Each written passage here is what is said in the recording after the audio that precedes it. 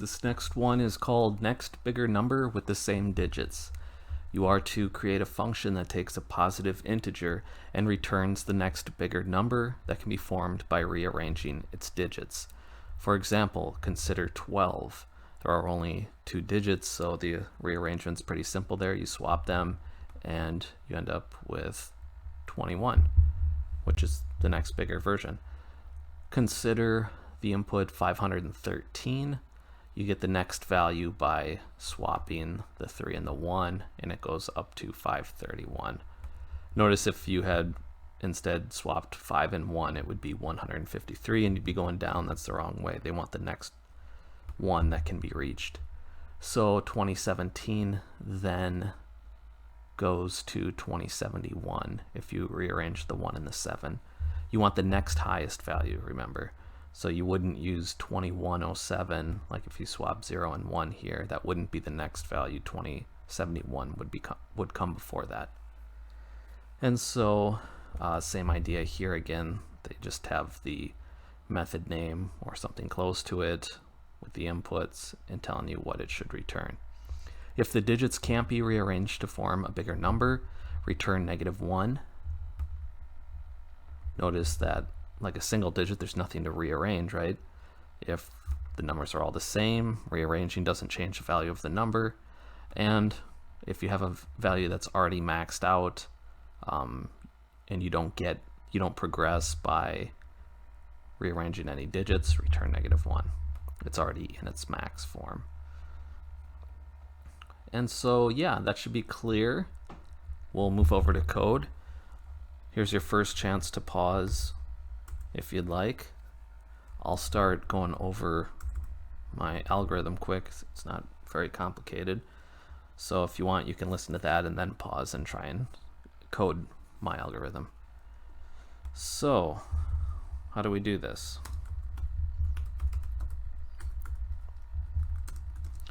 So the first step, typically what I've done for a lot of working with these numbers, I'm going to convert the input to a string, and that will allow me to do some easy ordering with the enumerable, the link methods. Second, I'm going to order the input string in decreasing order. Remember, we have those order by methods in link. And this will help us determine what the max possible value is. To determine max possible value of a digit, right? So if you took this 513 and you ordered them in descending order, you get 513. If you took 2017 and ordered them in descending order, you get 7210, right? These are the max values, and we'll be able to use this to know when to stop checking. Going beyond it won't return a proper result, so it will allow us to terminate. So I'm going to then increment the value passed in by 1 each time through a loop. And we'll say noting if digits match with input, right? That's what I'm checking for, a match where the two values have the same digits. So consider, the number 12, I'm going up to 13. I'm seeing it has a 1 and a 3, and no, that those don't contain the same digits. But eventually I'll get up to 21 and go, oh yeah, those have the same digits. That's the idea here. 4, I should say kind of like 3.5. If we meet this condition, exit the loop with the current value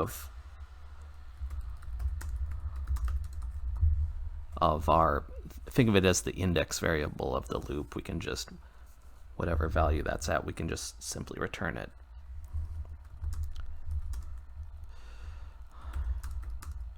So then finally, if we get past the loop, we know that no match was found, and simply return -1, right?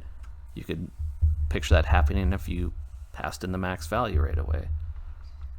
So Again, you have another chance here to pause and code this if you needed a little hint. Maybe this was helpful to get you going. Nothing wrong with that. I'm going to bring in the system library, and you know I'm going to use length, so let's just not even lie about it and just bring it in right now. So typically, I said the first step, right? That's pretty easy, right? We can say string, we can call it numText equals, you know what, I don't like this end name. I'm going to call this input to help me keep track of it a little bit better. Input to string, right? Now we've got a bunch of chars, right? And so then's that bit about getting the max value. Let's call it max value text. And that would be equal to string join. I'm just using this to make a new string. It's going to be, I don't need any spaces between the characters. And then I'm going to do that ordering thing that I had mentioned. I can say numText order by, remember the default one's ascending, so we have to use the descending version if we want that behavior. And then for the lambda, there's nothing special I have to do with each character, right? We want to sort the characters themselves, not any sort of modification to them. So I'll just simply pass each character through. I think I matched there. Okay, good. So now we have this kind of upper bound, right? We know we'll start at the input value, we'll increase toward the max value. If we get past the max value, we can just abandon ship and return 1. That was the idea. And so I'm going to use a while loop, and so I'll make a index variable here. I'll say num, and I'm going to initialize that with input plus 1, right? They want the next value beyond input. So I'll start there, and then I'm just going to make another integer, or long in this case. Remember, we can just say comma and declare a bunch of longs on the same line. It's just a little shorthand than writing everything out on separate lines. No problem there. And I'll say max is equal to long, just like int parse long, and the other types have parses. And we can check that max value text. And now we have everything in integer form in this line, and that'll be nice for the while loop we're going to do. So I typically will write a print statement that can help me, nice sanity check, keep me online, help me find mistakes. So we'll just note what the input is, maybe the max value, what we're targeting. This is optional. You can leave it out. You can add it if your program blows up and you need help figuring out what went wrong. So then the idea, right, is I'm going to do some kind of looping, and if I find a match in my loop, I'll just return inside of this loop and we're done. But I said in the event that we don't find a match, we're simply going to return -1. So then, how to make the loop? Well, we're starting at that num, that was our index, right? And we're checking it while it's less than or equal to the maximum value. Once it's beyond that, we want to break out. So the idea, according to the algorithm, is that we're going to increment each time and check if the digits match in each value. So I'm going to offload that bit of it, just make a little helper function. You can imagine if nums have same digits, we'll call it like that. It can take two values and do the dirty work of figuring out if they have the same digits. So in this case, I'm checking my original input and the current index we're on, right? I want to see if those two have the same digits. If they do, I know it's bigger than the input because we started one above, and in our loop we're going to be incrementing every time, right, to update. So I know I'm at the next value if that matches. So in that case, we said we can simply return num. We found it.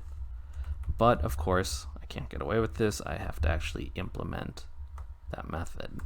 So let's do that. Private static, this is a bool, check, right? That was the name. And we're dealing with longs here. We'll call it num1 and long num2. So I'll write this out in a few lines, but you can simply condense it if you want. So we can say string num1 text, same concept here. We're just going to say num1 to string. Going to copy that for num2, get them both in that string format, and then I can use some link methods. I'm going to,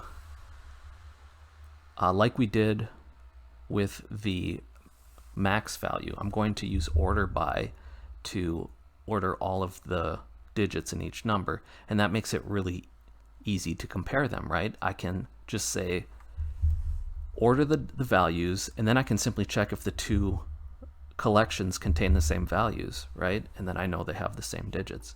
It doesn't matter if digits repeat or not. It works out the same. So let's order each of them in the same way that we did before. We'll say order by. It doesn't matter if we're not using maxes, right? So it doesn't matter if you use ascending or descending. Just make sure you use the same one for each num1 and num2. Again, we're looking at the characters themselves. We don't need any kind of modification to it. So this one, right, will have all of the digits in ascending order from num1. You can imagine doing something similar with collection 2, right? And then we need a way to compare them. And with enumerables, enumerable collections, there's this method called sequence equal. And this will basically go through each element and make sure they match, that both collections have the same elements, which is exactly what we're going for here. And then the Boolean value returned by that is what I can return. So you know, I didn't try this without ordering. I don't know if sequence equal, let's see if that works on it. Maybe it would work without ordering them.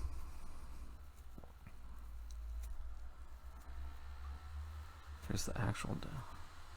Yeah, the sequence probably does matter if they named it sequence equal. You know, otherwise it might be something like collection equal, but the word sequence makes me think that it has something to do with the ordering. So yeah, we could check it. So yeah, that will say if they match. That's the implementation there. So then the while loop should be good now, and I think the overall method is good. I'll go ahead and test. We'll see how many mistakes I made.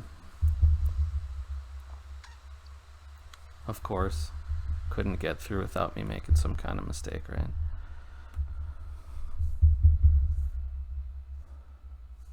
All right, bam, we got the green. Just out of curiosity, I'm wondering.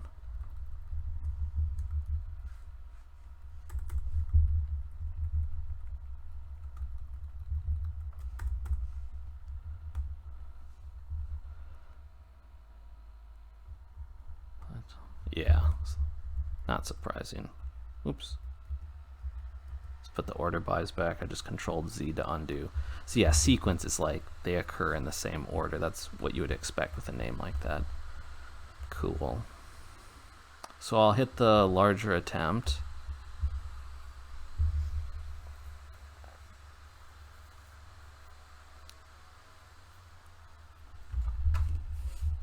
And more green, my favorite color for writing software. Good. Yeah, I'll submit this.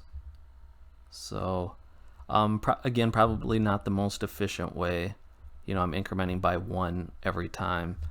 If you can think of something clever to maybe short circuit, do things a little bit more efficiently, that'd be cool. I'm sure we'll see some after submitting. I'll go ahead and remove my, oops. my print statement there. Get the full screen lock. Yeah, it works for me. I'll leave that at 3 lines, that's fine. So they're gonna make me attempt again.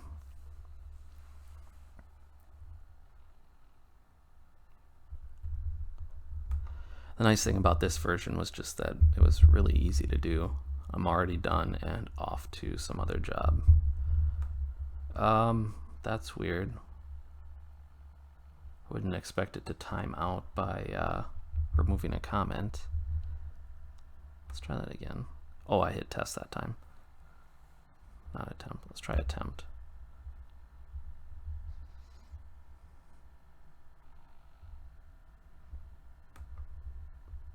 There we go. Yeah, that would have been weird, right? Probably just a server error. Make sure you try it a couple times if you encounter that. So yeah, I'll go ahead and submit. Hit me up with any questions about that. I'll go ahead and look through these. You should look through the other solutions too. They can give you good ideas for the future. Otherwise, yeah, I'll see you in the next video. Thanks for watching.